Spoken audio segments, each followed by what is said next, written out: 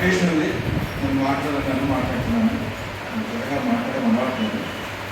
నేను పొద్దులకు 93లో వచ్చాను. బేసిక్గా ఎగ్జామ్స్ ధర్మవరం నుంచి చెప్పి ధర్మం ప్రాపర్ కాదు.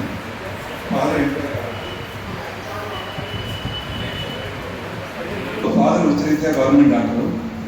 సో ఆయన అనంతపురం సిటీలో ఎక్కువ వర్క్ చేశారు. ప్రతి మండలము తాలూకా హెడ్ క్వార్టర్స్లో ఆయనతో పాటు ఫ్యామిలీ మొత్తం తిరుగుతూ మాకు ఎక్కడ కూడా ఒక బేస్ అంటూ లేదు. రోలింగ్ స్టోర్ గ్యారేజ్ మాస్ అని బేసిక్ ఎక్కడ లేదు. కానీ ప్రొఫెషన్ రీత్యా నేను ఈ ఊరు స్థిరపడ్డాను.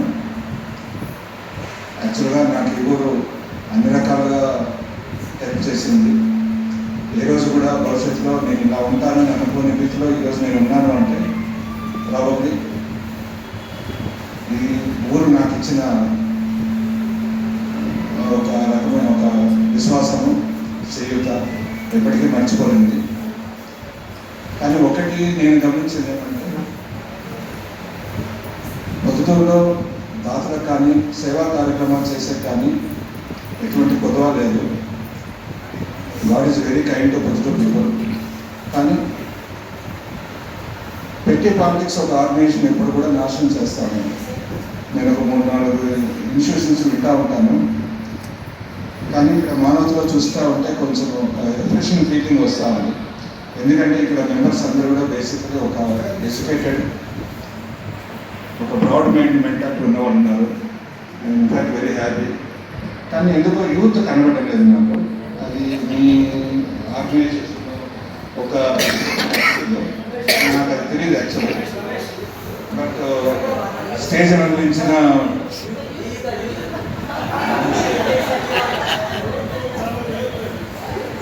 నైస్.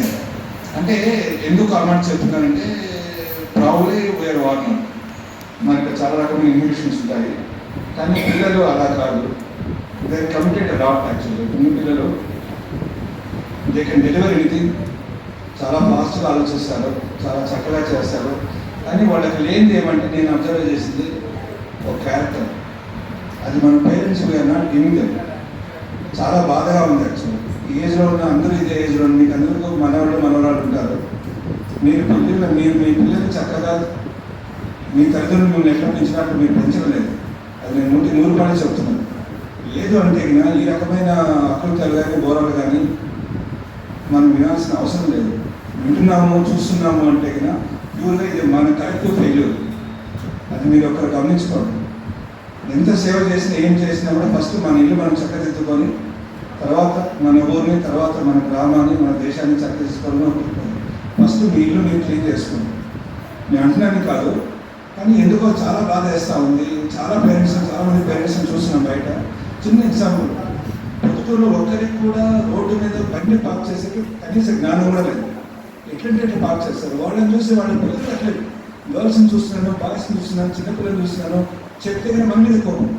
ఎందుకు అట్లా జరుగుతూ ఉందంటే వాళ్ళ పేరెంట్ అట్లాగే చేస్తున్నారు. వాళ్ళకి అదే అలవాటు అయిపోతుంది. అంటే చిన్న ఎగ్జాంపుల్, మైన్యూట్ ఎగ్జాంపుల్ చెప్తానండి. మీరు మీ పిల్లల్ని ఈ రోజుకైనా సరే, అంటే మిమ్మల్ని ఉద్దేశించి కాదు చెప్పేది, ఎనీ పేరెంట్ పిల్లల్ని చూడండి, గమనించండి. వాళ్ళు ఏం చేస్తున్నారు, వాళ్ళు దేని మీద ఎక్కువ శ్రద్ధ చూస్తున్నారు, వాళ్ళ యాటిట్యూడ్ ఎట్లుంది, టువర్డ్స్ గర్ల్ కానీ టువర్డ్స్ బాయ్ కానీ వాళ్ళ యాటిట్యూడ్ ఎట్లుంది, మన ఇంట్లో పనిచేసే పర్మిషన్ మీద వాళ్ళ యాటిట్యూడ్ ఎట్లుంది, హౌ దే ఆర్ బిహేవింగ్. ఇవి చూసి మనం వాళ్ళకు చెప్పగలిగే స్థాయిలో మనం ఎదుగుదల అయితేనే తప్ప మన సమాజం బాగుపడదు. కార్యక్రమాలు ఎన్ని చేసినా కూడా, చెప్తున్నాను కాదు, మనం ఎన్ని కార్యక్రమాలు చేసినా కూడా మన పిల్లలు మనం సక్రమైన రీతిలో పెంచే బాధ్యతంగా వాళ్ళని పెంచకపోతే ఇవన్నీ కూడా సూపర్ఫిషియల్ అవుతాయి. కానీ ఏది కూడా పైన ఏదో మనం రాస్తాను అంతే. అంతమించి లోపల ఏది కూడా విడిపోతూనే ఉంటుంది సొసైటీ. ఒక 30 years 40 years బ్యాక్, అంటే నేను ఆల్మోస్ట్ 59-60 అనుకోండి, 40 years బ్యాక్ ఏదైతే మేము ఆశ్చర్యంగా ఫ్యామిలీ విషయాలు మాట్లాడుకునే వాళ్ళమో ఈరోజు టేకింగ్ ఫర్ గ్రాంటెడ్. లైక్ చిన్న ఎగ్జాంపుల్, కొడుకున్నాడు. నేను 40-50 ఏళ్ళ కింద నాకు బాగా కొంచెం 30-40 ఏళ్ళ కింద కొడుకు విడిపోతున్నాడంటే బస్సు ఆడుకుంటుండేమంట. వేరే ఫ్యామిలీ పెడుతున్నాడు, పెళ్ళి అయిపోయింది, వేరే ఫ్యామిలీ పెడుతున్నాడు. పేరెంట్స్ యాజ్ ఎ పేరెంట్స్ మనము you are planning for is separate family. పెళ్లి చేయకముందే ఎందుకు అంత అంటే అఫ్కోర్స్ వాటిలో ఉద్యోగాలు ఉంటే సాఫ్ట్వేర్లో పోతున్నా అంటే వేరే కథ. Even otherwise also you are planning. ఎందుకు ఆ మెంటాలిటీ మీకు వస్తూ ఉంది? మీకు మీ పిల్లల మీద ఆ మాత్రం నమ్మకం లేదా? వాళ్ళు మీరు కరెక్ట్గా ఉండమని చెప్పేది మీకు చేత కావడం కదా?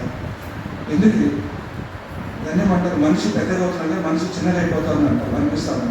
కొంచెం ఆలోచించండి.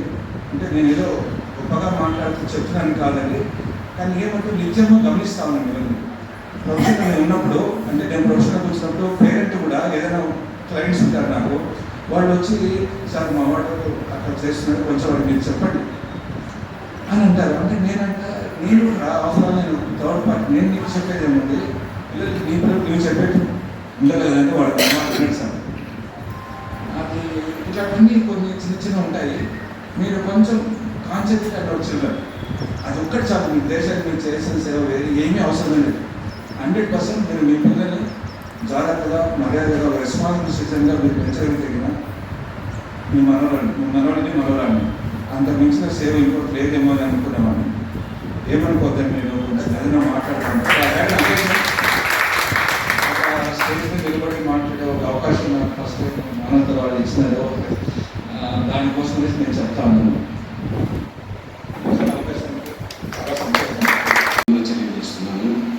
ఫస్ట్ నేను నాకు ఇచ్చినటువంటి టైం మన వాళ్ళు చెప్పింది ఏంటంటే 9 గంటలు అవ్వాలి అన్నాడు.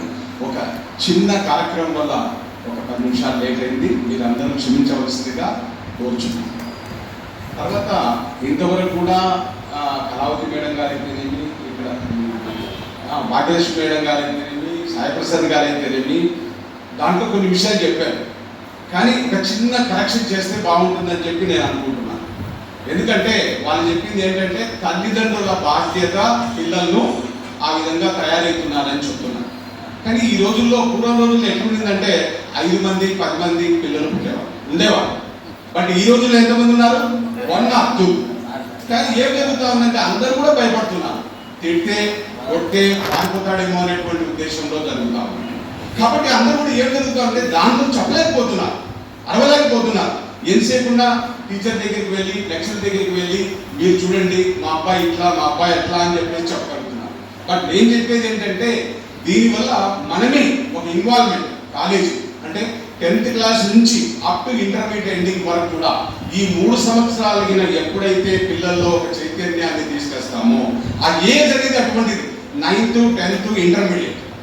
ఆ పీరియడ్లో ఆడపిల్లలు కావచ్చు, మగ పిల్లలు కావచ్చు, ఆ పీరియడ్లో మనం ఇన్వాల్వ్ అయిపోయి ఒక అవేర్నెస్ క్యాంప్ కావచ్చు, ఒక ఇంపాక్ట్ గంపా నాగేశ్వరరావు గారి అలాంటి వాళ్ళ ద్వారా ఒక ప్రోగ్రామ్ కావచ్చు, తర్వాత మీరు కావచ్చు ఎక్స్పీరియన్స్ పర్సన్స్ అన్ని చోట్ల కూడా వెళ్ళి ఆ విధంగా మోటివేట్ చేసుకుంటూ ఉంటే, ఇప్పుడు సాయిప్రసాద్ గారు చెప్పినట్టు పార్కింగ్ ఎక్కడ పెట్టేది కూడా తెలియదు. చదువుకుని ఉంటారు, డిగ్రీ చదివి ఉంటారు, ఇంటర్మీడియట్ చదివి ఉంటారు, బీటెక్ చదివి ఉంటారు, అన్ని రకాల్లో ఉంటుంది.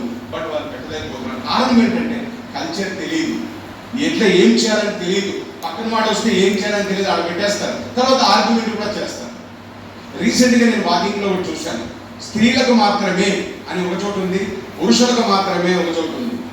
కానీ ఏం చేస్తున్నారు, స్త్రీలు ఉండేటువంటి స్త్రీలకు మాత్రమే ఉన్న చోట కూడా పురుషులు వెళ్ళి చేస్తున్నారు. జిమ్ కావచ్చు, నోటి కావచ్చు.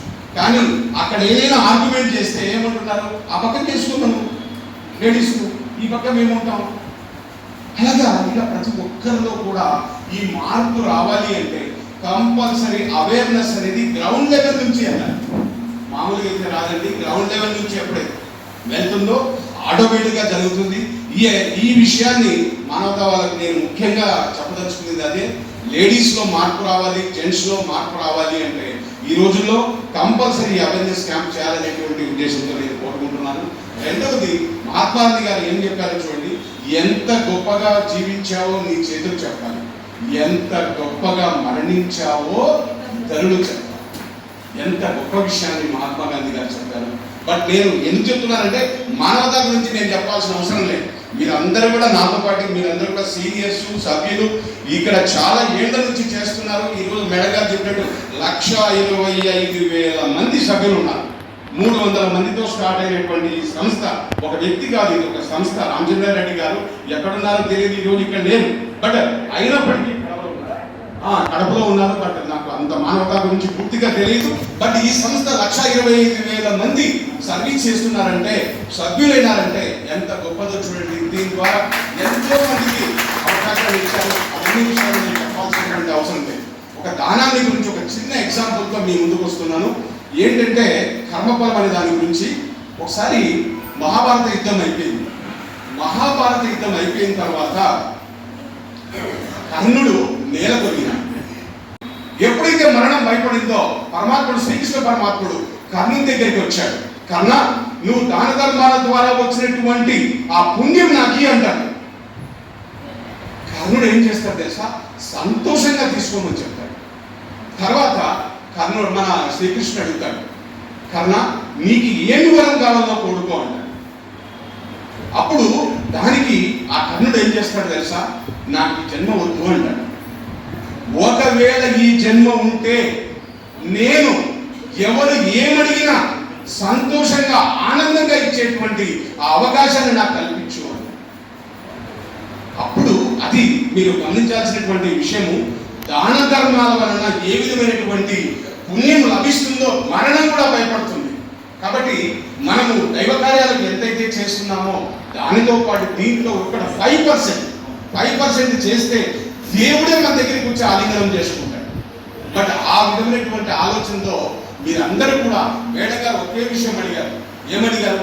600 రూపాయలు మాత్రమే సంవత్సరానికి ఒకరు కానీ, ఇద్దరు కానీ, ముగ్గురు కానీ, నలుగురికి మాత్రమే సేవ చేయండి అనేటువంటి ఇంట్రడ్యూస్ చేయండి అని చెప్తున్నారు. ఎందుకంటే మనము 5,000 ఇవ్వకపోవచ్చు, 10,000 ఇవ్వకపోవచ్చు, 30,000 ఇవ్వకపోవచ్చు, ₹1,00,000 ఇవ్వకపోవచ్చు. ఎందుకంటే ఈ కార్యక్రమాలకు డబ్బుతో కూడుకున్నటువంటి పని. అట్లీస్ట్ ఒక నలుగురికి 600 రూపాయలతో మీరు ఇంట్రడ్యూస్ చేస్తే ఈ సంస్థకు కొన్ని కోట్ల రూపాయలు ఆంధ్రప్రదేశ్ గా దేశమంతా కూడా వచ్చేదానికి ఆస్కారం ఉంది. కాబట్టి అందరూ కూడా ఈ అవకాశం కల్పించినందుకు మీకు అందరికీ మరొక కృతజ్ఞతలు తెలియజేసుకుంటూ సెలవు.